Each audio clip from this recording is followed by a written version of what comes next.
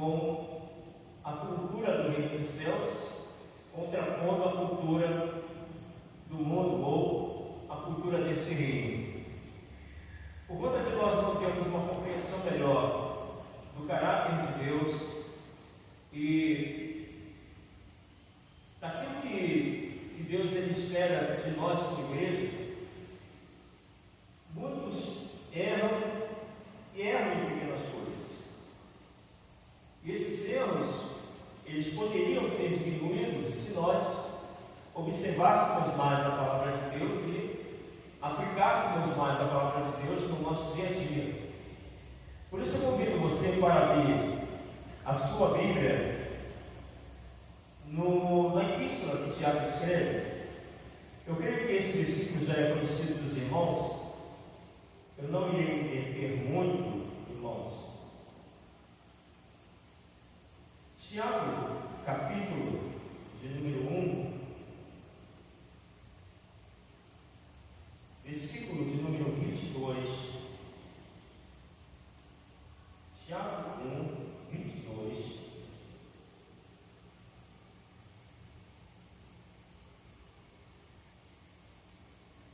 Que diz assim: e sede cumpridores da palavra, não somente ouvintes, enganando-vos com falsos discursos.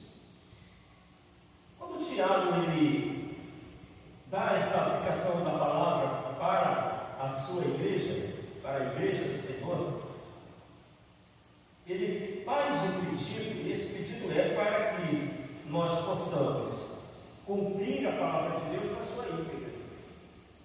E não somente ouvir, porque só ouvir e não praticar é enganar a si mesmo, e além de estar enganado, ainda profere falsos discursos. A minha fala ela tem que ser acompanhada com o meu comportamento e com a minha atitude. Então eu não posso e nem devo, como cristão, eu dizer algo, falar algo, sem que esse algo que eu venha falar não seja acompanhada de uma prática, porque senão eu estou enganando a mim mesmo, eu estou com um falso discurso, e o que nós temos visto nos nossos dias são falsos discursos. E muitas das vezes, irmãos, eu quero sempre dar o direito à dúvida, porque muitas pessoas erram por falta de conhecimento. Não é que seja intencional o erro, mas por falta do conhecimento. E aí, Deus, como Ele não leva em conta o tempo da nossa ignorância, Ele quer que nós venhamos a conhecer para que nós não venhamos pecar contra a Sua palavra. Então, nós vamos, nessas semanas, trabalhar as bem-aventuranças do Senhor. E essas bem-aventuranças vai trazer para nós conhecimento, esclarecimento de como eu devo me comportar como servos do Senhor. Jesus sobe ao monte, e no monte ele vai proferir ali o melhor e maior discurso de todos os tempos. Jesus ele vai ensinar para os seus discípulos e também para o povo que está reunido. Então, a igreja, ela não pode e nem deve assimilar a cultura do mundo. Por quê? Porque nós fazemos uma defesa do reino dos céus. Nós, a partir do momento que recebemos e reconhecemos Cristo como Senhor das nossas vidas, nós agora entramos no reino dos céus. Não é preciso que Jesus venha buscar a sua igreja para que o reino dos céus possa ser implementado. Não, a partir do momento que eu reconheci Cristo como Senhor da minha vida, eu já dei entrada ao reino dos céus através de quê? Através da cultura do reino dos céus. O que nós defendemos é aquilo que o reino dos céus traz para nós. Por isso que a fala de Jesus ela vai totalmente contrária ao discurso do mundo. Quando nós falamos, quando a Bíblia fala de bem-aventuranças, a Bíblia está falando de alegria, de felicidade. E qual é o conceito de felicidade do mundo? E qual é o conceito de felicidade baseado na Escritura, baseado na Palavra de Deus? É o que nós iremos trabalhar a partir de hoje. Em primeiro lugar, nós temos que entender qual é a definição de cultura. O que significa cultura? Eu separei a definição de cultura para que nós possamos entender que nós fazemos parte do reino dos céus. Que o caráter cristão ela tem que ser aplicado, baseado na Palavra de Deus, não naquilo que o mundo ele traz para a sua igreja e tenta influenciar a sua igreja. A igreja, ela, infelizmente, alguns têm sido influenciados justamente pela cultura do mundo. E a cultura do mundo tem invadido a igreja.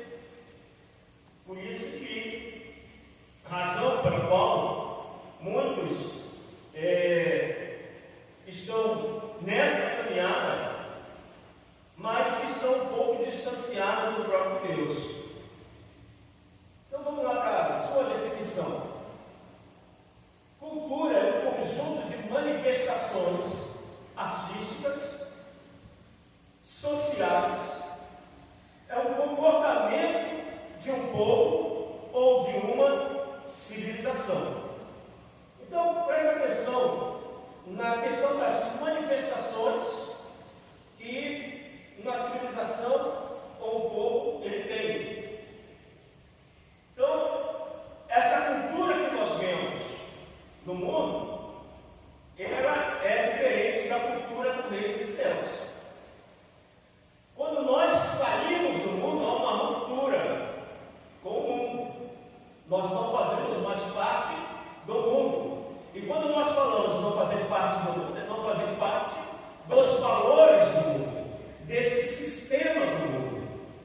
Por quê? Porque nós fomos libertos dele, agora nós entramos no reino dos céus, e o reino dos céus tem a sua cultura e seus valores.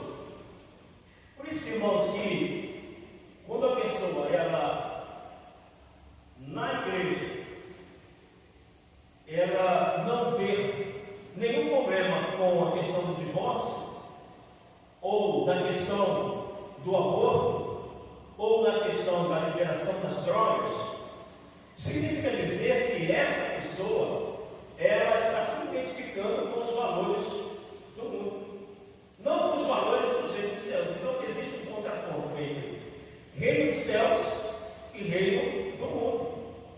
Então, qual é o olhar cristão? Como é que um cristão se comporta nesse mundo? Quais são os valores? Aqui está a nossa carta magna. Aqui está a nossa Constituição.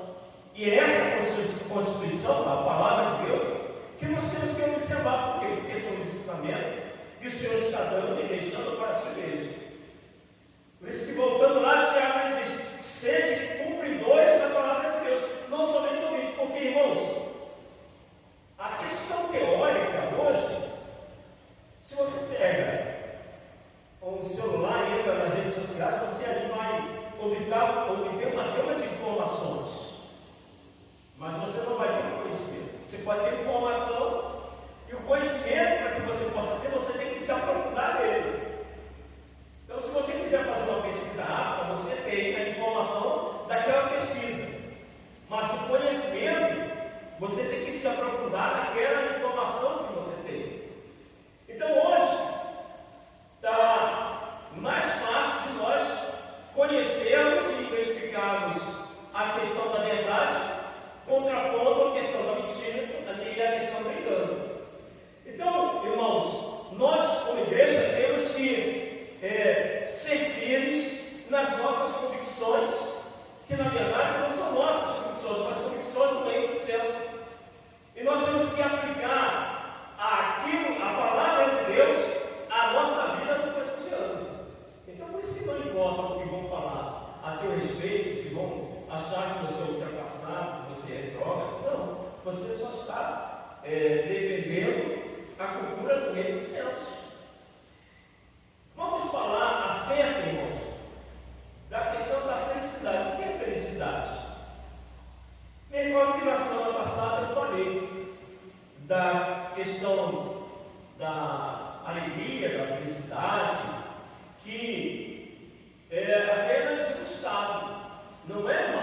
condição. Quando a pessoa, ela diz, eu sou cristão. Ser cristão não é um estado. Ser cristão é uma condição. Por isso que a pessoa, ela aceita Cristo e passa-se um tempo, ela não é mais cristão. Ela se desvia, ela está fora. Então, para essa pessoa, ser cristão é um estado, não uma condição. Se perguntarem para você, qual a sua religião? Você vai dizer, eu sou um cristão. Isso é uma condição. Você é um cristão aqui dentro, você é um cristão no seu lar, você é um cristão no seu trabalho, você é um cristão na sua faculdade, você é um cristão no colégio. Por quê? Porque é uma condição, é a sua condição, minha condição de cristão. Só que quando você não tem os valores do reino dos céus, esse ser cristão, ele passa a ser um estado. Você é cristão na igreja, mas você não é cristão em casa. E em casa você tem outro comportamento totalmente diferenciado daquilo que a palavra de Deus nos ensina. Então a pessoa, ela, no abrir da boca, lá fora, ela se parece muito com, ou ela assimila muito os valores do reino do mundo, não os valores do reino dos céus. Então, por isso que ser cristão é uma condição, não é um estado. Quando Jesus fala das bem-aventuranças, é o contraste entre felicidade do mundo, ou no mundo, e felicidade do reino dos céus. Qual é o conceito de felicidade do reino terreno? Felicidade, do conceito terreno, é um sentimento humano de alegria, de bem-estar e de paz. Quando nós pensamos na alegria e na felicidade de ser um cristão, independentemente das lutas que nós viemos passar, nós sabemos que nós pertencemos a Ele. É verdade ou não é? Que muitas das vezes nós levantamos pela manhã e muitas das vezes nós não estamos bem conosco mesmo. Nós sentimos uma certa tristeza. Você vê que essa questão da alegria, ela não é uma condição. Você não vive toda a vida alegre, contente, feliz. Não, por quê? Porque é um estado do ser humano. Só que qual é a diferença desse estado daquele que serve ao Senhor e daquele que não serve a Deus? Porque ele vai tentar aplacar a questão da tristeza, da decepção, das frustrações, muitas das vezes em algo, em outros lugares que traz para ele um certo prazer, ou nas drogas. Por quê? Porque aquilo ali vai ser para ele uma obra de estado. Mas para um cristão,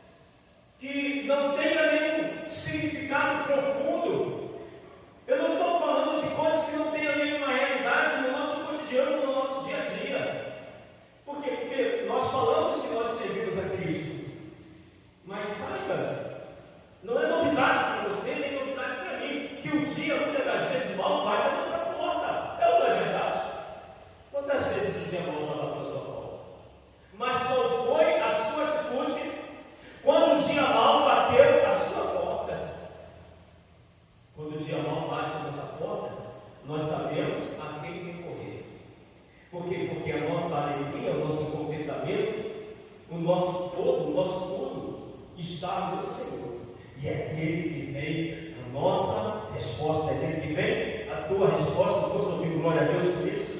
Glória a Deus. Aleluia. Glorifica o nome do nosso Senhor, porque é Ele que nós servimos. Ele está no controle da minha vida, está no controle da tua vida, igreja. Então, o conceito de felicidade é esse. Mas olha só, o que a palavra de Deus, baseado naquilo que nós iremos trabalhar durante essa semana, essas semanas que virão, olha o conceito de felicidade que Jesus traz para a sua igreja. Ele diz: e Jesus, vendo a multidão, subiu ao monte, e assentando-se, aproximaram-se dele seus discípulos, e abrindo a sua boca, os ensinava, dizendo. No ministério de Cristo teve, durante os seus 6 anos, a maior parte do ministério de Jesus foi ensinando, não pregando. Ensinando, irmãos.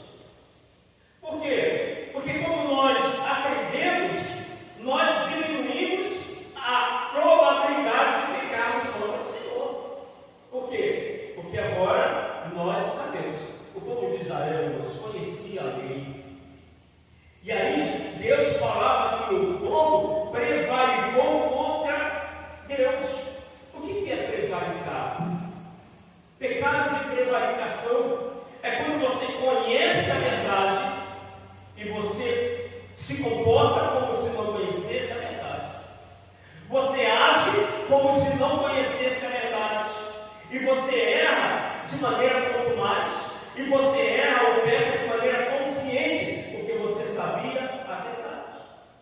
E você se comportou como se não conhecesse. E você errou como se não tivesse conhecimento que aquilo que estava fazendo era errado. Isso se chama prevaricação. O povo de Israel prevaricou contra Deus. E nós, como igreja, não podemos prevaricar contra o nosso Senhor. Por quê? Porque nós temos que buscar cada vez mais o conhecimento da palavra de Deus. Por isso que nós temos que valorizar, irmãos, status do culto da palavra. Culto da palavra nada mais é do que culto de ensinamento. Eu ensino, mas ao mesmo tempo eu aprendo. Quem disse que o pastor, ele já sabe de tudo e conhece de tudo? Não. O pastor também, ele está no processo de conhecimento, ele está no processo de santificação, até que chegará um dia, aleluia, que todos nós, igreja do Senhor, aleluia, teremos os nossos corpos glorificados, estaremos com o Senhor para todos sempre, aleluia.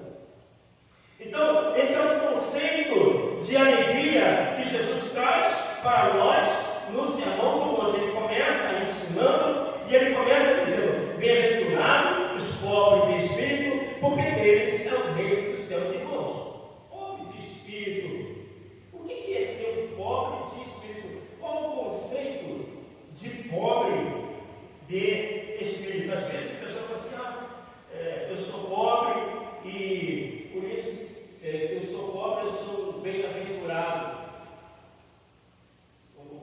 Você pode só dar um final alguém que é lá?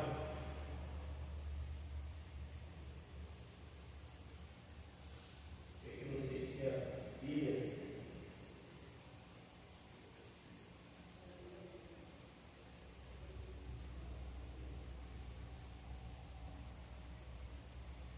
Só dá um erro. Ajuda. Isso. Pobre de espírito. Humildade. Dependência total de Deus. Jesus está falando que feliz e alegre é esse que é pobre de espírito. Eu sou pobre e por isso eu sou feliz. Isso não está falando dessa condição econômica, não. Jesus está falando da nossa total dependência dele de maneira humilde. É saber que a nossa vida está nas mãos dele e pertence a ele. Lembra quando o povo de Israel ele tomou posse da terra prometida? Tomando posse da terra prometida, está lá em Deuteronômio, capítulo de número 8. Deus vai fazer uma alerta para aquele povo. E qual é a alerta que Deus faz para aquele povo? Dizendo: olha, cuidado, que quando vocês entrarem na terra prometida, quando vocês tomarem posse dela, vocês vão colocar no coração de vocês dizendo: nós chegamos até aqui com a força dos nossos braços. Deus é um Deus conhecedor de todas as coisas. Na presciência de Deus, um Deus onisciente, onipotente, um Deus onipresente. Na onisciência de Deus, ele já sabia que o povo iria dar resposta para ele. E Deus iria dizer: cuidado com o coração de vocês, cuidado com a mente de vocês, porque vocês podem dizer que vocês tomaram posse e vocês chegaram até aqui, foi por conta da força do braço de vocês. O que isso quer dizer para nós, irmãos, como igreja? O que isso quer dizer para mim e para você, que somos total ou vivemos totalmente na dependência de Deus? Que jamais, irmãos, jamais nós podemos deixar que em nosso coração venha um sentimento tal que nós venhamos dar as costas para Deus.